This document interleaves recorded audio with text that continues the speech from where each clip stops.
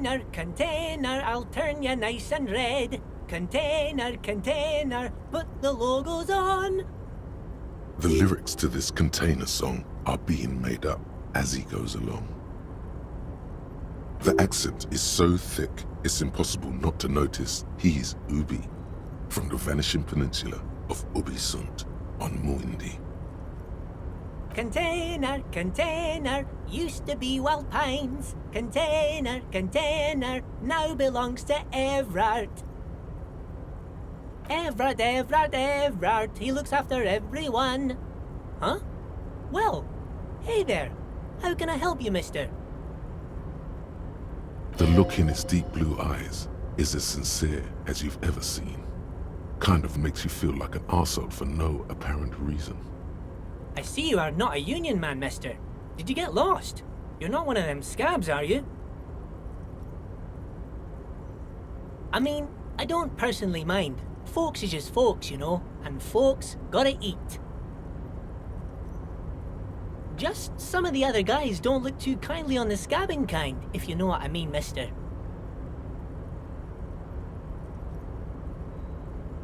Oh, I'm just making some covers for them containers here. Yes I am, yes I am. So it's easier for the crane operators to spot them. The containers in the yard are green in Wild Pines livery, and the mountains rising behind Leo is all red in Union colors. It's like some red infection was spreading outwards from the container yard's core.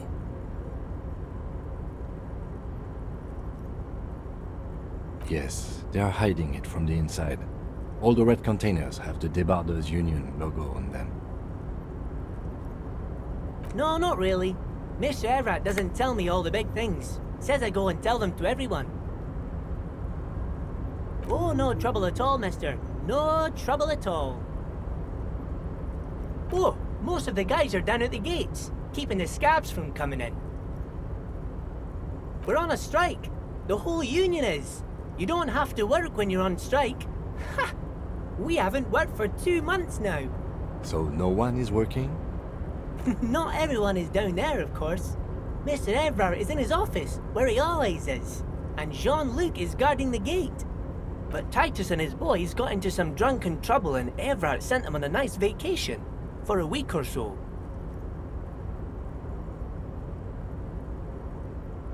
Oh, I'm not really supposed to talk about that.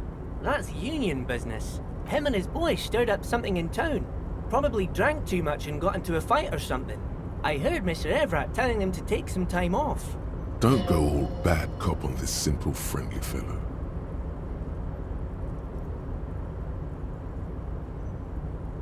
No, I don't think they killed anyone.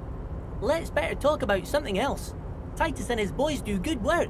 I don't want to get them in trouble over a little drinking. Yes, yes, everybody needs a job, and this is mine. I'm Leonard, by the way, Leonard Bellick, but everyone calls me Leo. I'm like Mr. Everett's right-hand man when Mr. Edgar is out of town, and Mr. Edgar's right-hand man when Mr. Everett is away. Actually, Miss Beaufort is the right-hand man, but she's a lady. Who is this, Miss Beaufort? A real pretty lady with a skin like those douce sucre candy bars my missus likes so much. Them are real nice to suckle on once the dinner is done and me and the missus sit down beside the radio.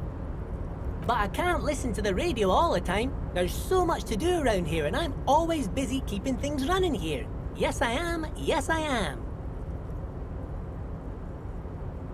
Oh, Lizzie, she is a real sharp tool. Mr. Everett put her through some fancy school and everything, east of the river. 4 years she was gone, and when she came back, she was all fancy and lawyerly. But she's a real nice girl. Grew up in this here neighborhood, knows everybody and gets along with everyone. Real pillar of the community one day, I'm sure. For a fraction of a second, there's sadness in his eyes. If me missus and me was to have a child, I'd be real happy if she turned out like her. But she can't have kids. Dr. Lemaitre said so, and she knows about such things. Been a doctor for almost 50 years, she has. So Everett trained a lawyer named Miss Beaufort. Interesting. Yes, This place really seems to run like clockwork. Keep it up, Leo. Well, thanks a lot. Coming from you, it means a lot, really. Sometimes I feel some of the guys don't really get how much I bust my ass for them here. But you guys are alright. The white rectangle on your clothes might not mean an awful lot in Martinaise, but the recognition from an authority figure made Leo's day. Oh, that one. That should be empty as far as I know. Lots of containers here have nothing in them. They're just waiting to be loaded up. Bye-bye now.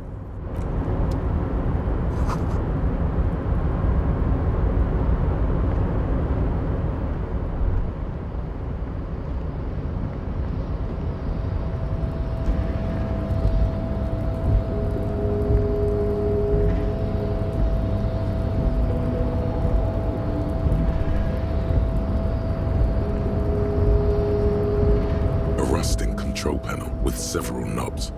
2 buttons marked Marche and Arrête are faded with use. It seems to control the large crane above. A container is attached to its hook block. Marche. On. Arrête. Off. The crane stands tall, proud, erect, and still. With a loud grind, the crane shifts overhead, moving a massive metal container through the air.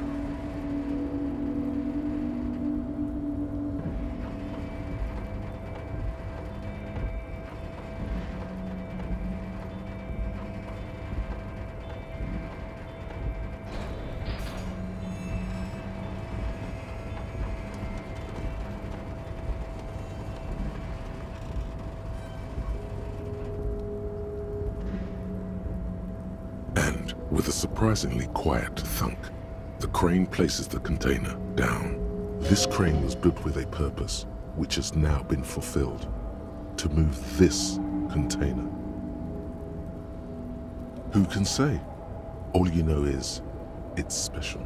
I can't see how that was worth the wreckers, except for seeing the crane in action, which I admit was satisfying.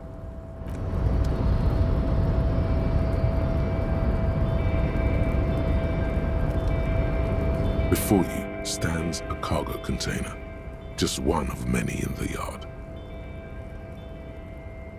You do? Because I don't. There are a million containers here. Why are you fixating on this one?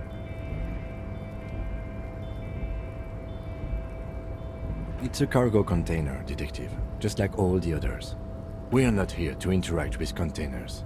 We are here to talk to the Union, right? No reply. You attempt to turn the handle, to no avail. The doors seem to be mechanically locked. To your left, the lieutenant considers your actions with some puzzlement. Why are you even trying to open a door with rhetoric? Why are you what? Now is not the time to get philosophical, Detective. You can do that after hours.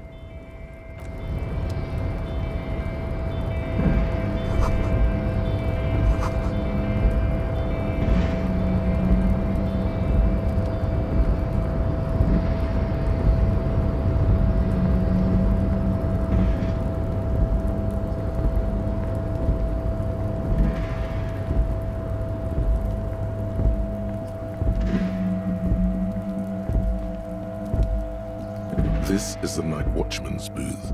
The name on the door reads, René Arnaud. If you must. But please hurry. We are pretty easy to spot up here. Nothing incriminating catches your eye. The cabinets are clean and their sparse contents meticulously organized. There's a framed photograph on the table. It's a black and white photo of a young couple out in a street fair. The man is young, dark-skinned, and dressed in a Royal Carabinieri uniform. The girl is smiling playfully at the camera. Why did you take that?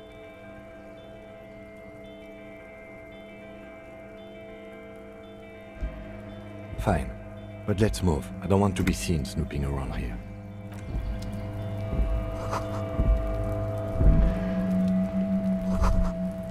Numerous empty wine bottles glisten in the rain. Someone partied really hard here. Well, they went through 6 bottles of potent Pilsner, 3 bottles of Commodore Red, and almost 4 packs of cigarettes. It must have been pretty hard. Well, yes, I think we can say with relative confidence that it was you. It really doesn't. Let's turn our attention elsewhere and move on.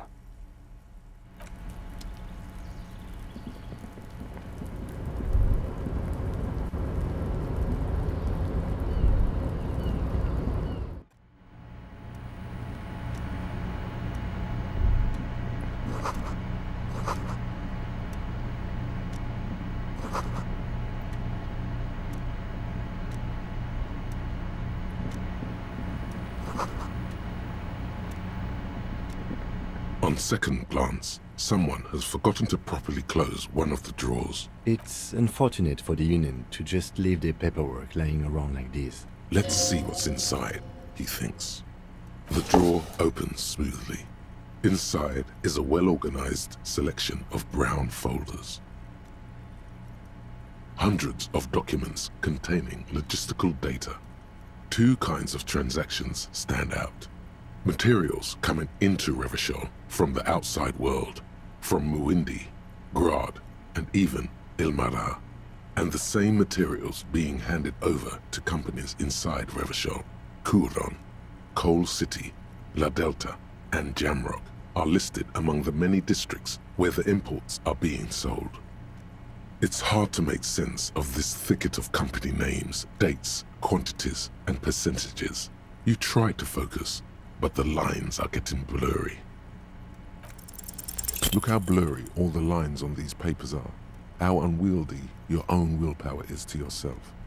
You're like an absurdist Samaran monk, focusing through not focusing. Hermeneutics was almost within your grasp, but now only vague letters float before your eyes. Less meaningful, but aesthetically more pleasing.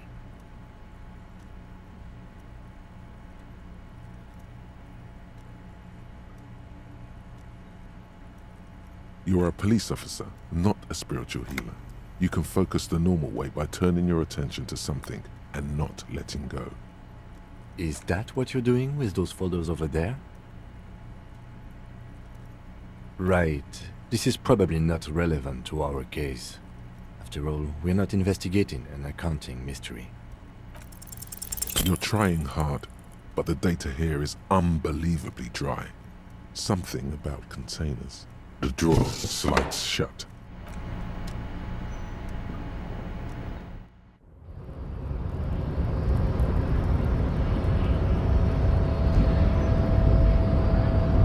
Do not presume this has drastically altered our race dynamic. True, I said nothing about our personal dynamic. That has altered a little. He means very little.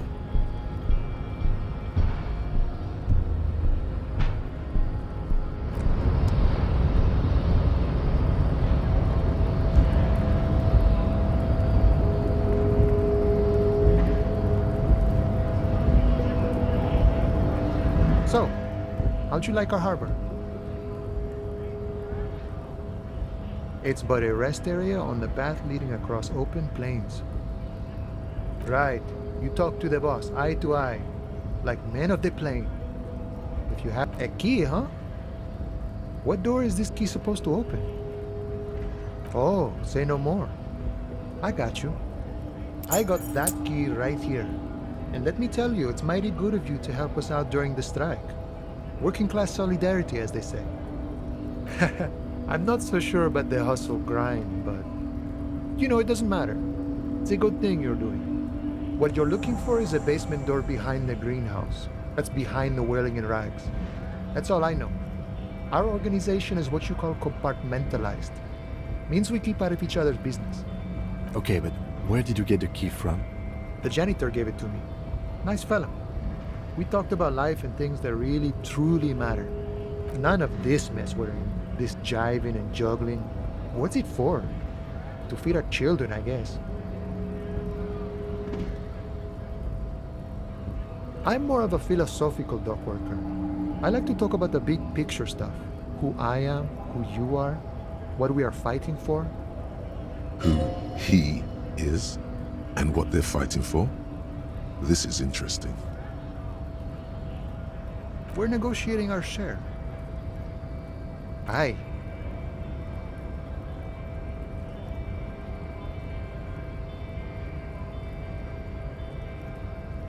All of it.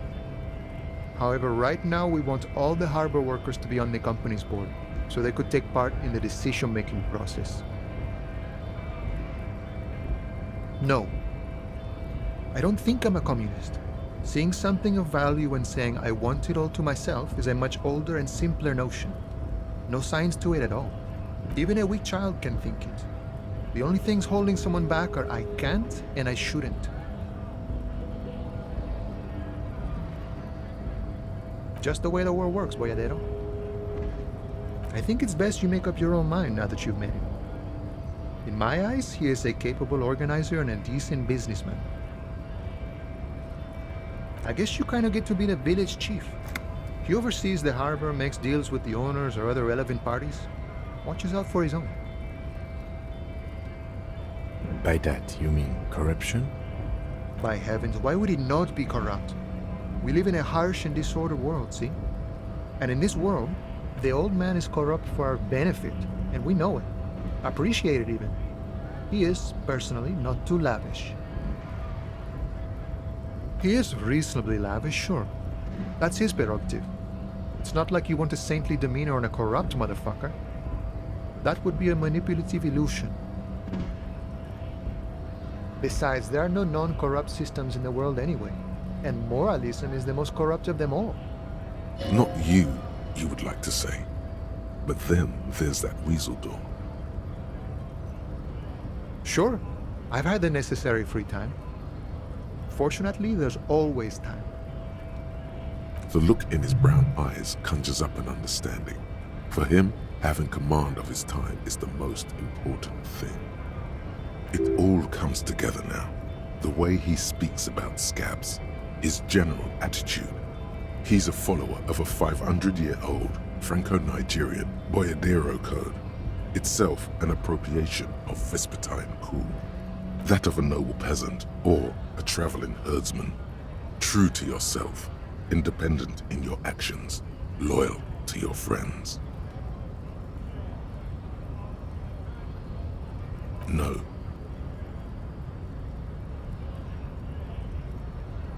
No. The man sits on the railing, his hands reaching far and wide, yet it feels as if he could effortlessly go even wider, if need be, an endless torrent of time. The mercenary, eh? Who could have killed him? That's indeed the question. Why even do such a thing?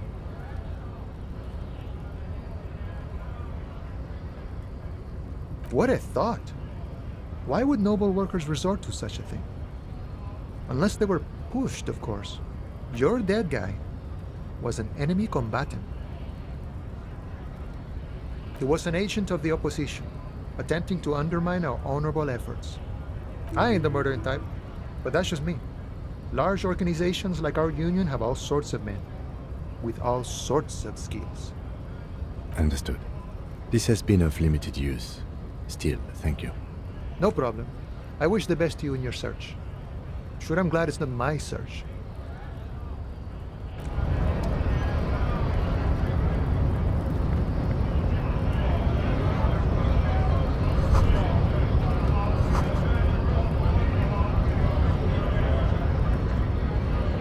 Went native on the chief, huh?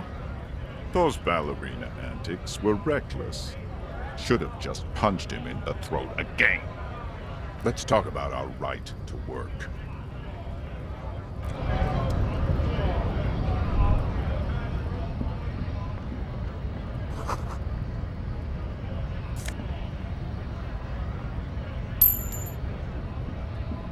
A lorry stuck in the traffic jam. This big, heavy Grad-made machine is well kept for such an old machine. The windows are clear. They've been recently washed. You can see a lorryman's cabin with personal belongings, stickers, insignia. The driver has adorned his space with a substantial collection of peculiar paraphernalia. Proclamations about honor, strength, and purity are glued to various panels. The back end of the cabin has a small perch to sleep, large ashtrays. There are several suns and wheels sewn into the curtains. A book with ragged edges catches your notice. The front cover features a large, muscular man. The title reads, Man from Eamdal in the Lost City of the Pygmies. Racist nationalist paraphernalia. Not unusual in this part of town. This is our guy. Likely, yes. This guy's proud of who he is. Drapes it all over his machine.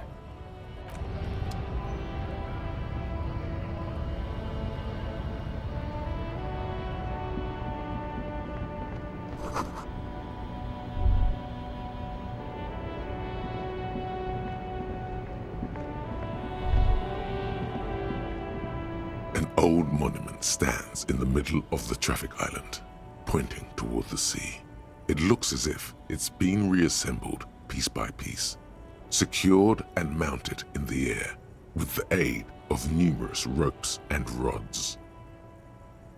A silver plaque on the statue's pedestal reads, I am Philip III, the Squanderer, the greatest of the Philippian kings of Revachol, son of Philip II, the opulent, father of Philip IV, the insane. What did he do? You have no idea what you did a week ago. How would you know what this guy did many centuries ago? High above you, the king stands triumphantly oblivious to your memory trouble.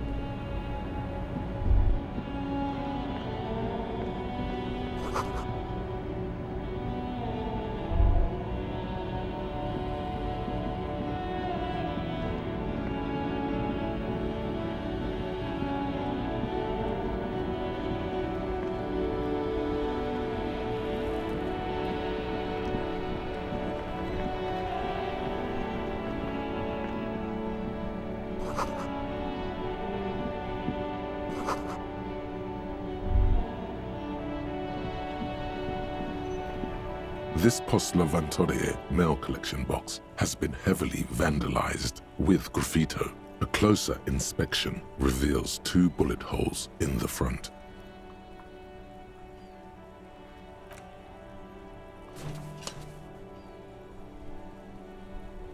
The box seems happy. Eat shit, pig, fucked by the coon, and St. G with a crown have been scribbled on it. Jenny is a whore, and Best Set mailbox also. The mail collection box seems cathartic, thankful even. So do you. You shudder, then you swallow.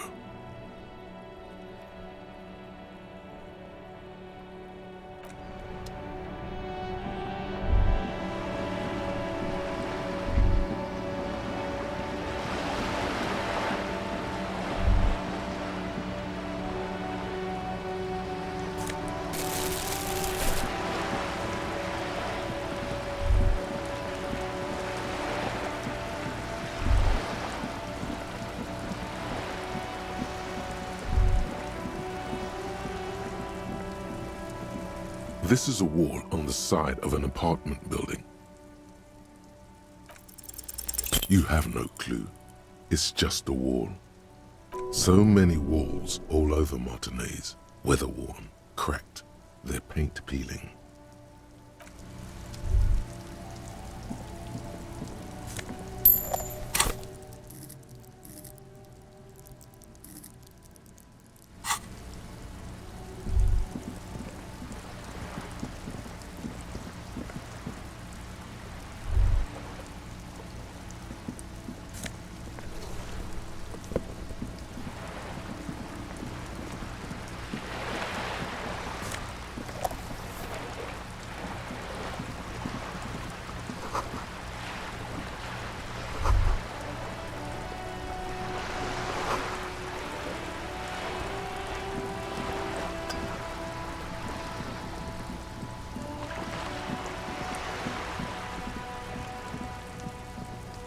The streets will flow red once more. A great torrent rushing down Rue de Esperance. You wait and see. The streets will not flow red with anything. Who are you? I'm Cindy the fucking Skull. What else do you want to know? Date of birth, blood type, the last time I was tested for Hep C.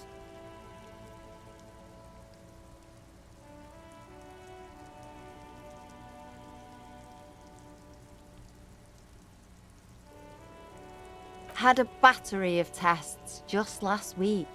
I'm practically a patchwork of interesting critters. Kinda like a man-o'-war. She's grown frustrated with her work and welcomes the opportunity to challenge authority in other ways. The lieutenant furrows his brow at another one of your eccentricisms. Hatred? Disgust? It's difficult to tell which of the two is more present in her girlish features. The woman on the boat does not notice her staring. That Ozon whore. Someone's got to keep an eye on her. Ozon is an archipelago 2 days' travel away from Rivershot. Its moneyed residents, used to posh restaurants and upscale boutiques, rarely have reason to visit Martinez. Probably the Wild Pines rep. We should talk to her. She's a professional negotiator, though. I have the feeling she will be very cooperative while telling us nothing. You should take the lead. Ask her unexpected questions, you know? Do your thing. Don't be afraid to get a bit wacky. Throwing her off is our best bet. Good idea, piggies.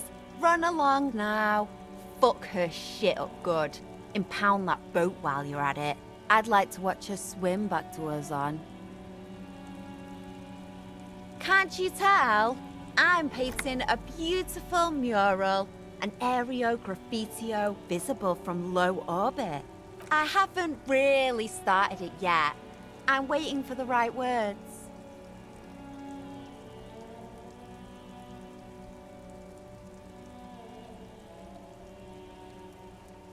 Yeah? Thanks. I'm sure the inspiration will come to me now that I have an official RCM stamp of approval. You've lessened her desire to deface the building. I ain't no snitch, pigstein. Go forth and forage in someone else's shit. No shortage of squealers in these parts. Actually, there is a shortage of people who talk to us in a normal, calm, informative manner. We weren't put on this earth to make your life pleasant, fucko.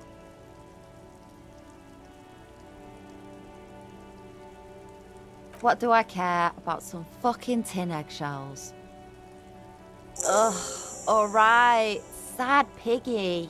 I'll give you this one. I saw a little girl in the fishing village running around with military-grade handwear. If you haven't been there, the village is a shithole down the coast from the main plaza. Have a good time! No. That's all the snitching Cindy the Skull does for today. Actually, I don't even know why I told you what I just told you. I have a weakness for animals. It's the animal thing again. Damn it. Or a weakness for police officers, miss. Thank you either way. Watch your back, Ungulate. You've got eyes on you.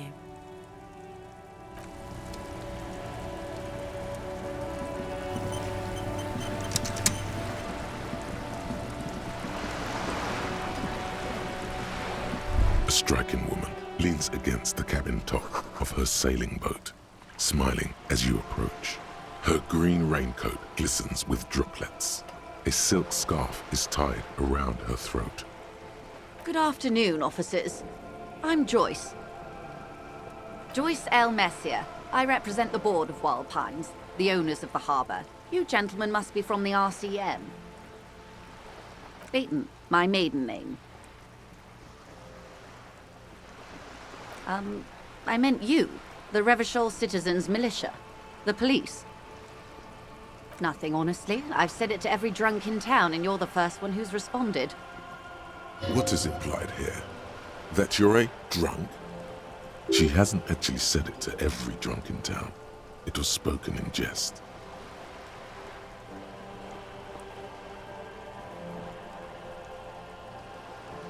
Of course you're not.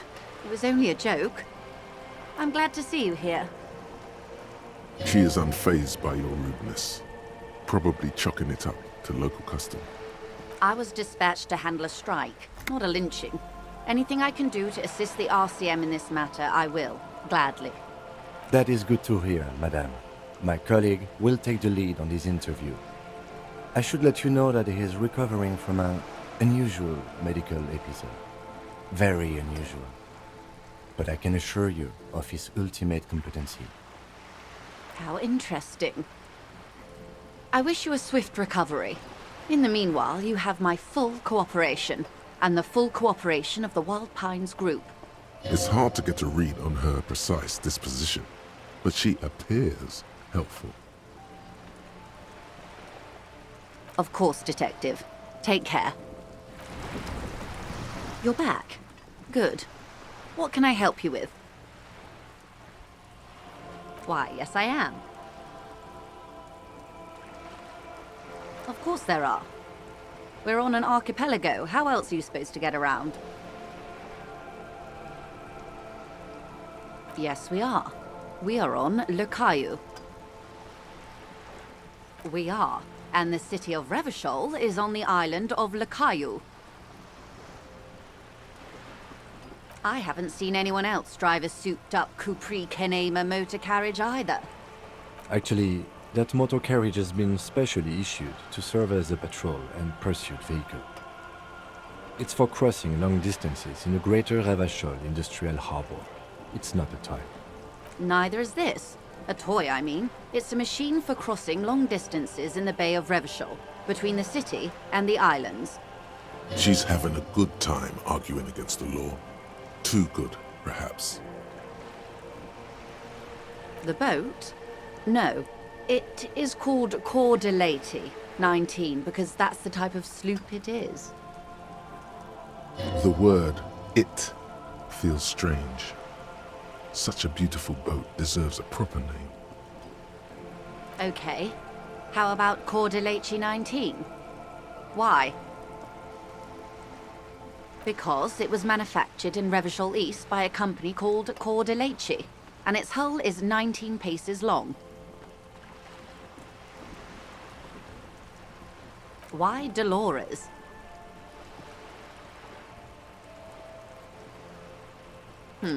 Well, it means nothing to me. I think I'll stick with the factory name, but thank you for the suggestion. It's a pleasure craft, a 19-pacer. It also happens to be rated for Category 1 racing, though these days I mainly use it for business. My sloop? I like it a lot. It's the eel's hips, baby. I'm enjoying this part of the interview. It has so little to do with the murder we're investigating. I really do, the lieutenant thinks. Is she thrown off yet? He's looking at the woman, assessing her. Officer, I assure you I'm a highly qualified pleasure craft operator. The crowns of her teeth are porcelain, white as the boat's hull as she smiles. Her nonchalance might be related to something called the Wayfarer Act, a law that says she doesn't need a license. Sly fox, you're not aggressive enough to harass her further on this. Good.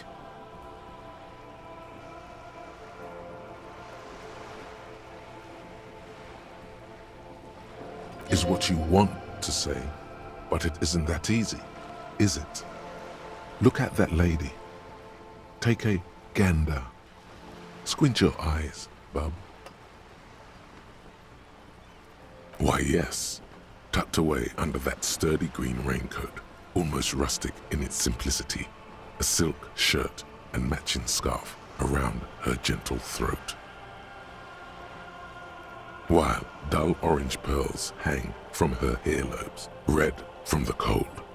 Her light green eyes scan you, full of knowledge and worry, wealth and all its possibilities.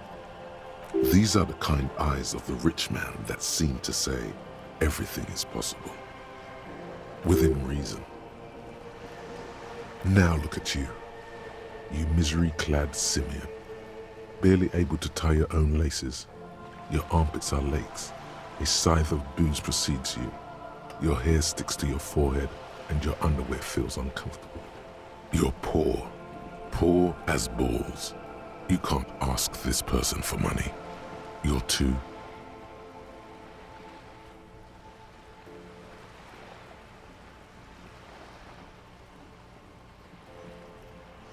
You think your little communism protects you from this feeling? No. The more demeaning it is to grovel at her feet. Oh God, the lieutenant is here too. Do not dishonor the force. As I was saying, if there's any way I may be of assistance, please don't hesitate to ask.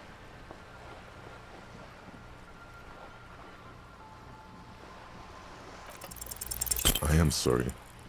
It just doesn't come out of your mouth. What does is... Excuse me? I didn't hear you. Did you say money? Of course.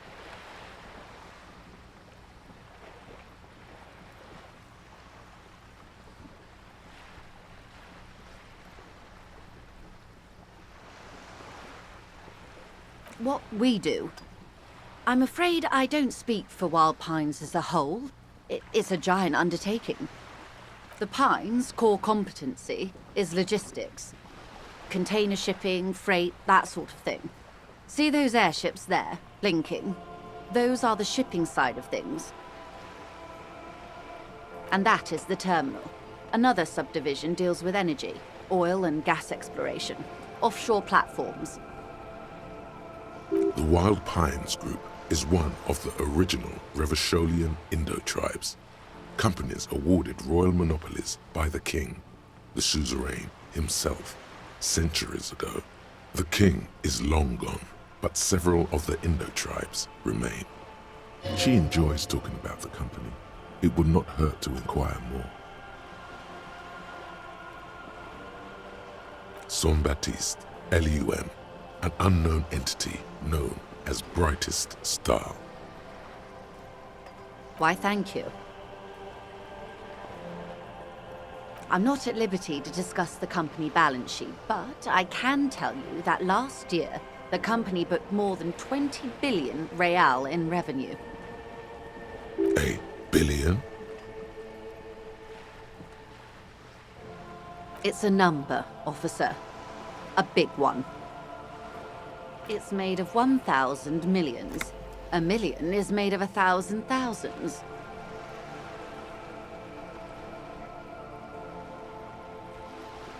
Yes, past a certain point, numbers begin to seem imaginary, but they are quite real for the 72,000 employees who depend on Wild Pines for their paychecks.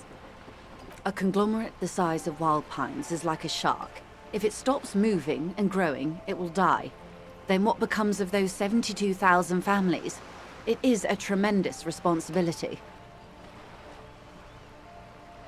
They started as an exploration and cargo fleet conducting trade between the Samaran and Insulindian Isolas 250 years ago, when Pine ships explored the South Seminese and charted Lomantang on behalf of the suzerain.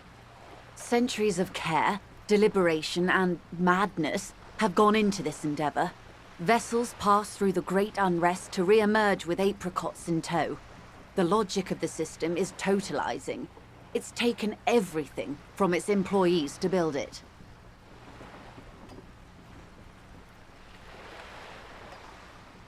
You know more than you let on. Certainly it helped, but most of the original Indo tribes have failed or been absorbed. To survive, Wild Pines had to grow and adapt. No suzerain did that.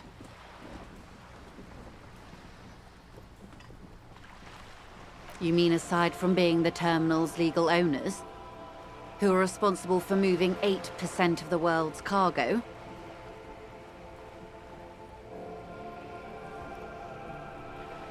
There are no minor cogs in the system. Each terminal must be accounted for. lest the entire system break. Every hiccup in such a system means thousands lose their jobs, the world over. I'm here to assure that doesn't happen. With your help, hopefully, says her warm tone.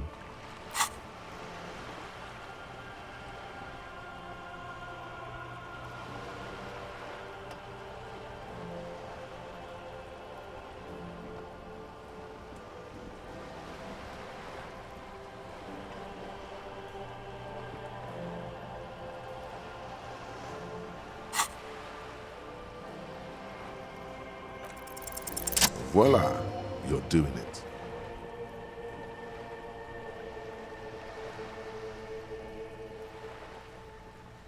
Why, yes, I am rich.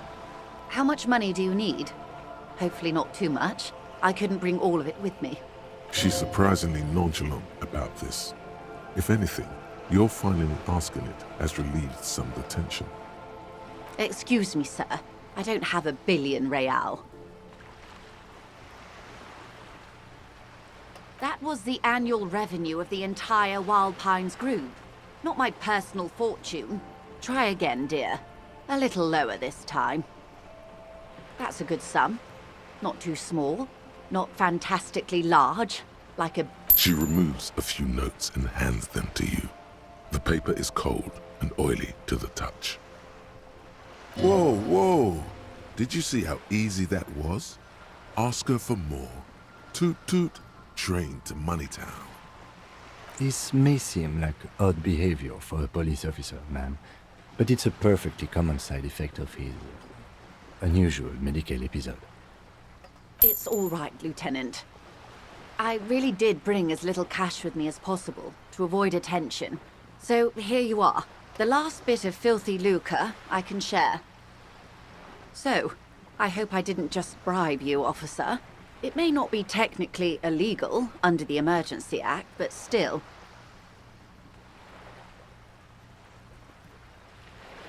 You're right, ma'am, that donations are permitted under the Emergency Act, unseemly as it may be, as long as they are properly logged with the precinct. Which he most certainly will do. Now, how else can I help the RCM today, besides supplementing its salaries?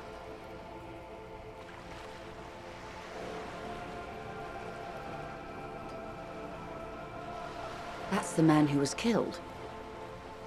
I'm afraid this is a discussion for once we've cleared the lynching question. Better not tie the fourth day to the backstay on this. I hope there is something else I can help you with. She wants to answer the question. Protocol keeps her from it. Everything. Right up to, but not including, trade secrets. First, you'd have to repeal the Emergencies Act of Trade in Aliments that gives me the right to silence. It's quite the octopus.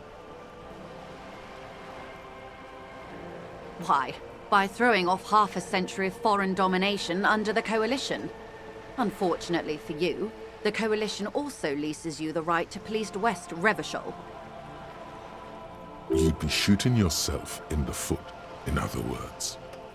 But I am derailing us. You wanted to know about the strike. I believe the official title is Senior Labor Negotiator. In practice, I'm a grocery clerk. I relay the union's demands to Wild Pines and return with Wild Pines' counteroffer. And how are the talks going? They're not. That's the problem. The union stopped all negotiations a week ago, after that awful lynching took place. Now they won't even let me into the harbor. There's a 2-meter-20 racist behemoth blocking the gates. Yes, Jean-Luc Measurehead. Let's say I was not making the kind of progress I'd hoped for when I first arrived. And when did you first arrive? I arrived 3 weeks ago. Yes, in the middle of February. The bay was still partially frozen then. I prefer to do these things on site, like the RCM. But the strike began in December. I wasn't the original negotiator here. I took over after Mr. Gaumont hit a wall with Mr. Clare, the union boss.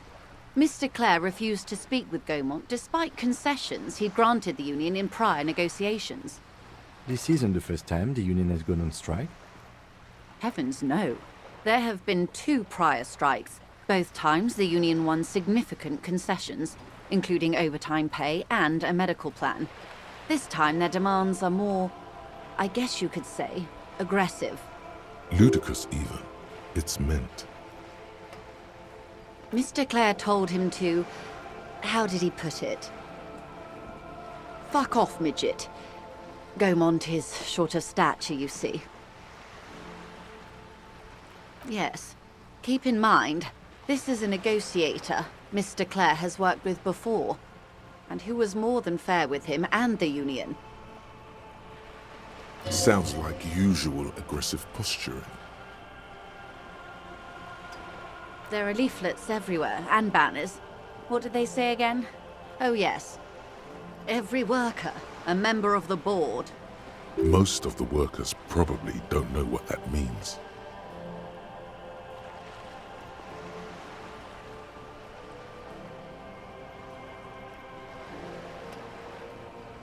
In its defense, another said, demand democracy. Pretty tame stuff compared to every worker, a member of the board. Fortunately, they explained it. Every time the Wild Pines group makes a decision about anything, it needs the signature of each of the 2,200 workers in its Martinez terminal. Just so you understand, this is but one of 22 terminals owned by Wild Pines. Essentially, not only are they kings of the company, they are also kings of the 72,000 employees of Wild Pines Group.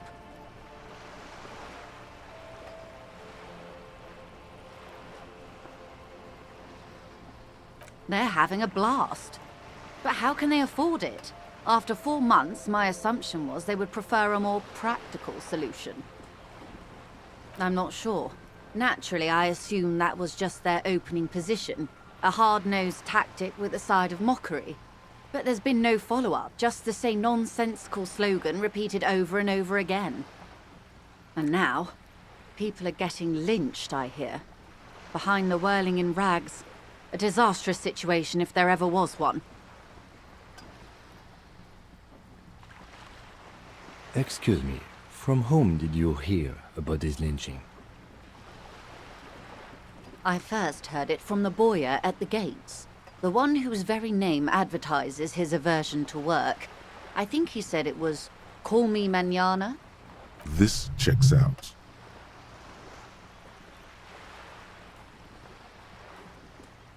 The scabs? You mean the huddled masses of Jamrock, come to plead for work where the Union refuses to? If they were organized by Wild Pines or its affiliates, then it would be a company secret. I could not share it with you. Not right now, at least. It's implied.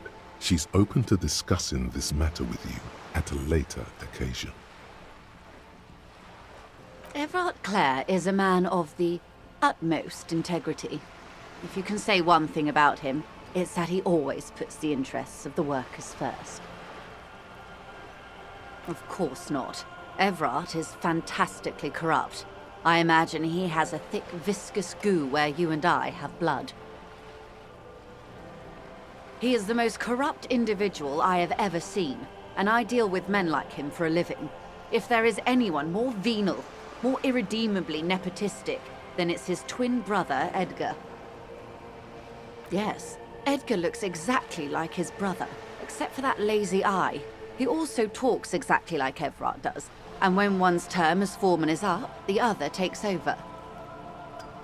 It's how they circumvent the term limits, you see, with a funny little switcheroo.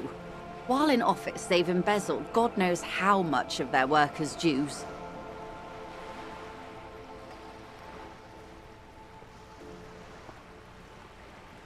The Débardeurs Union was once a perfectly normal institution. 20 years ago, anyway.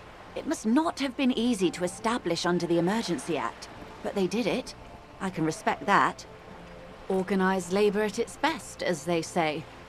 Then something happened in the local chapter elections. The brothers Clare came and transformed it into a...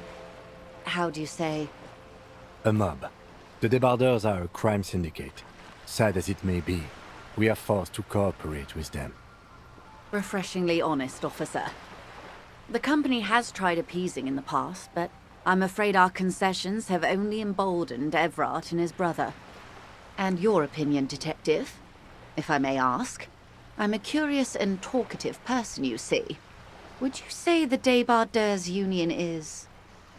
Of course, officer.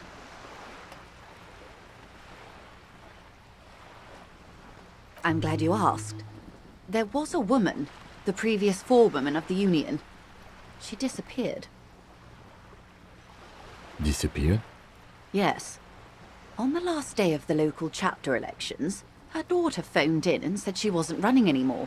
Or coming to work. Ever. End of story.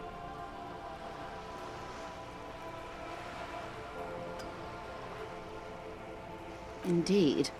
The company suspects foul play, but there's nothing they could do. It was a union matter. The point of the presentation is, these kinds of things happen around the Clares. Watch out when you're dealing with him. Thank you for your concern, ma'am. We'll be just fine. Of course. How else can I help?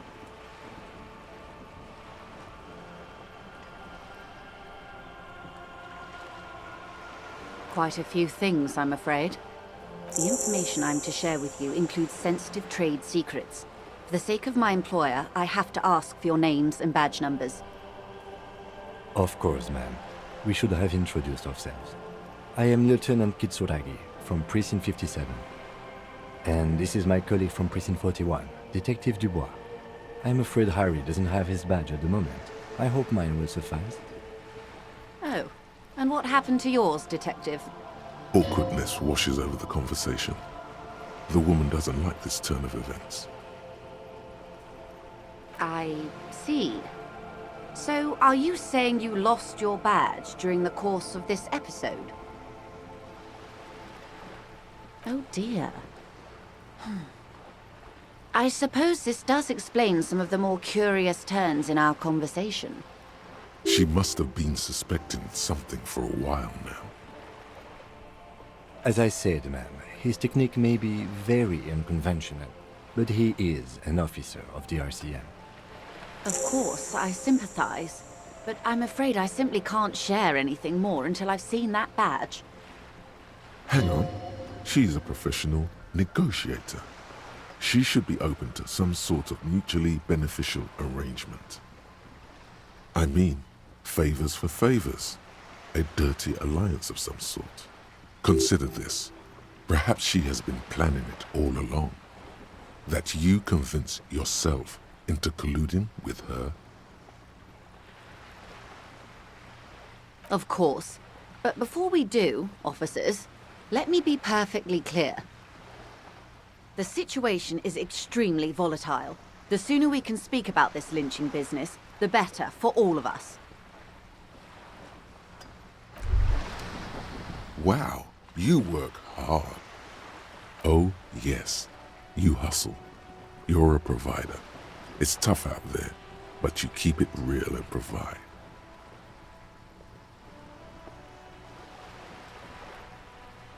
Look at yourself. You're a human pedometer. You must have walked 200,000 steps down cracked asphalt, mosaic, sand, and linoleum after you re-emerged. That is the sign of a hustler who never gives up. The world is harsh and people are evil. You didn't make it that way, and you won't let it break you. You ride. That's just what it's like, life and death. But you got gills on your side, baby. Got those black papers with the faces of the innocents on them. You bring in the Franco-Negros and the Solas.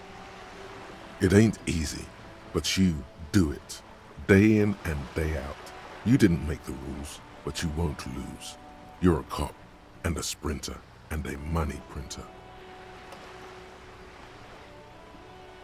Oh yeah, you took that bribe hard. You're a killer. Wasn't easy getting that giant novelty check from Everard. Took some ingenuity to get into the harbor, but you got in, and you took that bribe as hard as any cop's taken it. You didn't log that in as a donation either. You don't log any of that shit in. You're a straight rider. Sure. And has it been easy? Is life easy? Have you not gone into cardiac arrest? Are you not about to have an anxiety attack or shoot yourself in the mouth? But you still hustle 24/7, ride or die. Now, ask yourself.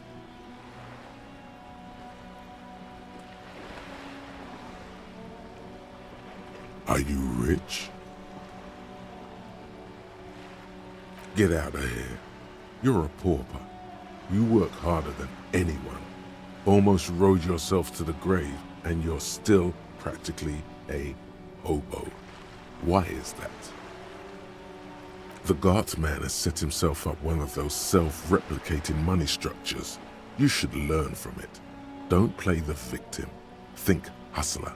Think with your head. Boo-hoo. The system is broken. The establishment is keeping me down. That's not the fuck yeah attitude you're used to. What is this? Why are you so poor?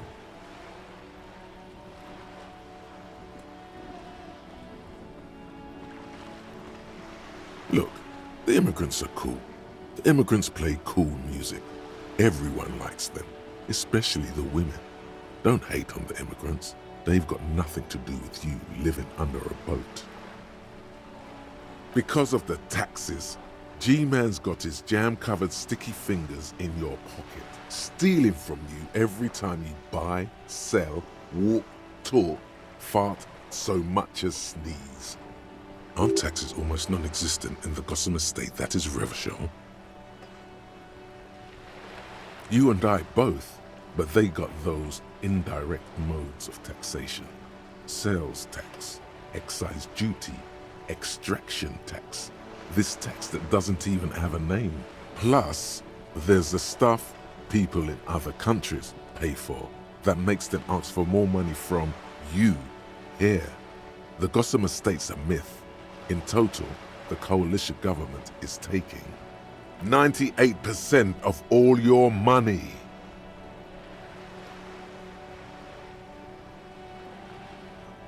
What are you not sure about? They're milking your nipples till they bleed. Can't you see? Aren't you sick and tired of having bloody nipples?